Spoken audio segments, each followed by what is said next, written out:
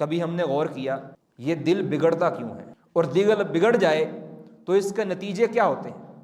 ویسے تو اس جسم کے عضو کی خرابی کا خمیازہ پورے بدن کو بھگتنا پڑتا ہے، لیکن اس میں سب سے زیادہ جو رول ہوتا ہے، جو سب سے اہم اور مرکزی جو کردار ہوتا ہے، وہ انسان کی زبان کا ہے۔ یہ ایک چھوٹا سا ٹکڑا، چند انچ کا ٹکڑا جس کو ہم معمولی سمجھتے ہیں، یہ انسان کے پورے بدن اور پورے جسم کے انتہائی مرکزی عضو دل کی تباہی کا بھی باعث ہے اور اس کو درست کرنے کا بھی باعث ہے۔ اور آپ جانتے ہیں کہ ہماری آخرت یہ دل کی صفائی اور دل کی تقوی اور طہارت پر مبنی ہے۔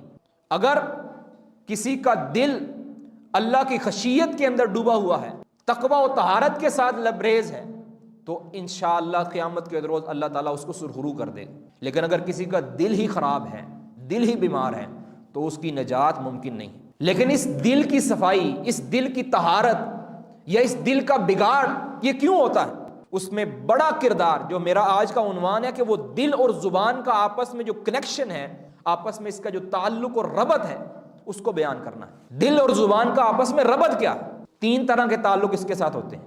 پہلی بات کہ یہ انسان کا جو دل ہے، اس کے بگڑنے کے اندر بنیادی کردار انسان کی زبان کا ہوتا ہے۔ انسان کی زبان ہی کی وجہ سے اس کا دل بگڑ جاتا ہے۔ پھر دوسری اس کے ساتھ تعلق یہ ہے کہ انسان اگر اپنے دل کو درست کرنا چاہتا ہے، اپنے دل کو درست کرنا چاہتا ہے، اپنے دل کو صاف اور پاک کرنا چاہتا ہے، اپنے دل کو ہموار اور زرخیز کرنا چاہتا ہے، تو اس کے لیے بھی بنیادی جو آلہ ہے، بنیادی جو کردار ہے، وہ زبان کا ہے۔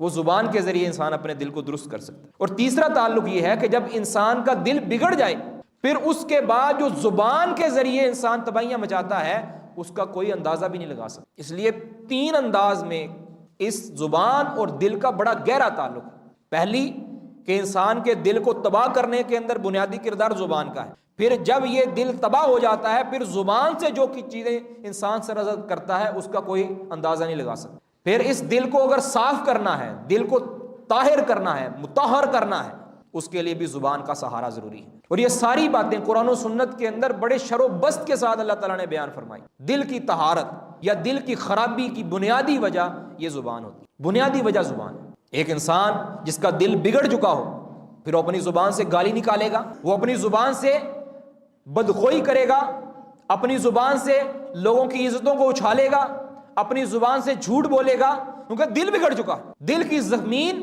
کھنڈر بن چکی، دل کی زمین زرخیز نہیں رہی، دل اللہ کی یاد سے غافل ہو چکا ہے۔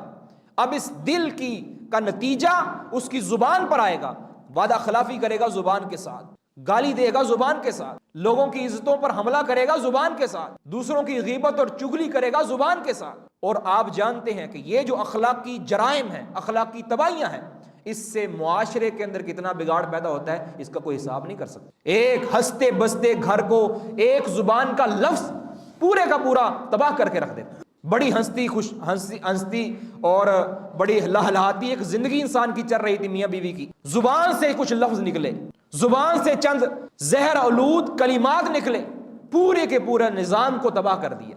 صرف ایک گھر کو تباہ نہیں کیا بلکہ پورے خاندان کو تباہ کر دیا۔ یہ معاملہ ایک افسر اور اس کے ایک مزدور کے ساتھ ہوتا ہے، یہی معاملہ ایک حاکم اور اس کی رعایا کے ساتھ ہوتا ہے۔ زبان کی مار، زبان کی کاٹ انسان کو بگاڑ کی طرف لے جاتی ہے۔